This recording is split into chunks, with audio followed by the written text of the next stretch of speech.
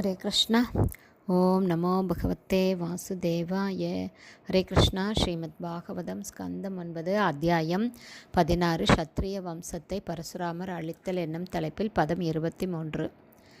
ததச்ச அவப்ருதஸ்நான விதூதாசேஷ கில்பிஷக சரஸ்வத்யாம் மகாநத்யாம் ரேஜேவ்யப்ர இவா அம்சுமான். Word by word meaning.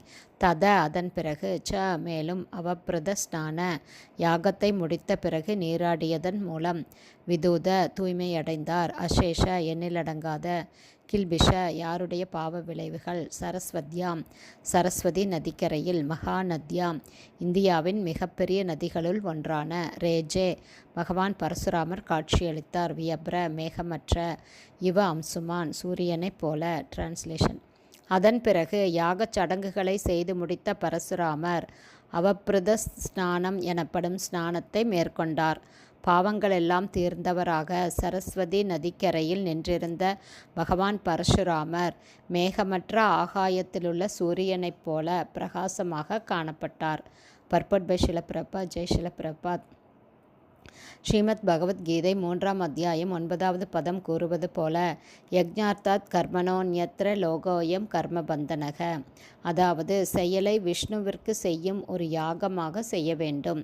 இல்லையென்றால் அந்த செயல் ஜட உலகத்துடன் ஒருவரை பந்தப்படுத்தும் என்று பகவான் கூறுகிறார். ஒன்றன் பின் ஒன்றாக ஜட உடல்களை ஏற்றுக்கொண்டே இருப்பதையே கர்ம பந்தனக என்ற சொல் குறிப்பிடுகிறது. இந்த பிறவி சக்கரம்தான் வாழ்வின் உண்மையான பிரச்சனையாகும். எனவே பகவான் விஷ்ணுவை மகிழ்விக்கும் யாகத்தை செய்யும்படி ஒருவன் அறிவுறுத்தப்படுகிறான். பகவான் பரசுராமர் பரமபுருஷரின் அவதாரம்தான் என்ற போதிலும் பாவச் செயல்களுக்கு அவர் பதில் சொல்ல வேண்டியிருந்தது.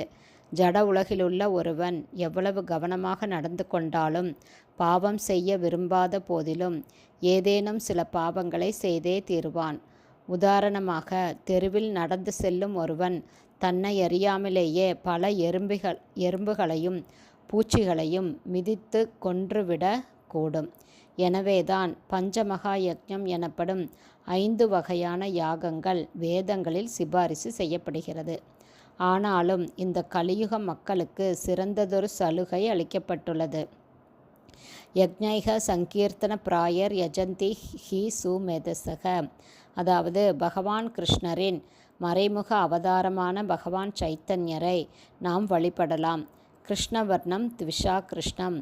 அவர் பகவான் ஸ்ரீகிருஷ்ணரே என்றாலும் எப்போதும் ஹரே கிருஷ்ண மகா மந்திரத்தை பாடிக்கொண்டு கிருஷ்ண உணர்வை பிரச்சாரம் செய்கிறார். இந்த மகா அவதாரத்தை சங்கீர்த்தன யஜ்ஞத்தின் மூலமாக ஆராதிக்க வேண்டும் என்று வேதங்கள் சிபாரிசு செய்கிறது. இது மனித சமூகத்திற்கு கிடைத்துள்ள விசேஷமான ஒரு சலுகையாகும். தெரிந்தோ தெரியாமலோ செய்யப்படக்கூடிய பாவங்களின் பாதிப்பிலிருந்து மக்களை இது காப்பாற்றுகிறது.